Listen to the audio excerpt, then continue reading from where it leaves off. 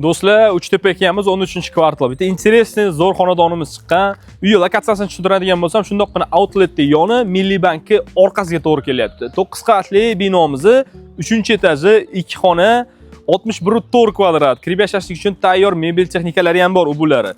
Xo'p, uyni ko'rasizlar, atrof muhiti. Zeleniy zona, shunaqangi детский площадка, yo'lning yuziga yaqin machet, outlet bu tomoni. Barcha qulayliklar bor. O'rtoqlar, uy qiziq bo'ladigan bo'lsa, oxirgacha ko'ringlar, shunda olib kirib ko'rsatamiz.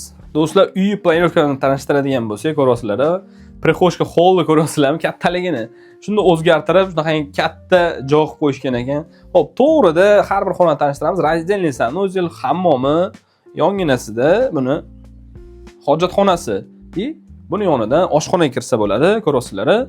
Tashqariga qaragan oynalari bor. Xo'p, holdan o'ngga yuradigan bo'lsangiz, koridor bo'ylab zal, to есть yotoqxona kattalar uchun o'zini balkonni ochib yana ham kengaytirib yuborilgan. Bu tomonda zal ko'rasizlar.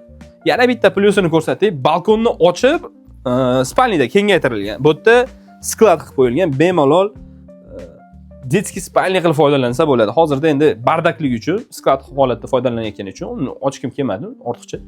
Xo'p, uyimizning plyusi elektrda, yana bitta plyusi sho'chik qo'yilmagan. Bu xonadonlar hech qaysisiga sho'chik qo'yilmagan ekan. Oyiga atigini 70 ming so'm to'lab, elektrdan foydalanishar ekan. Shunaqasidan nima deysizlar? Tavsiya qilib qo'yversak bo'laveradi menimcha. Xo'p, narxi keladigan bo'lsa, narxi 69 ming. Quyidagi raqamlarga aloqaga chiqib, batafsil ma'lumotini olib, savdolashsalaring bo'ladi.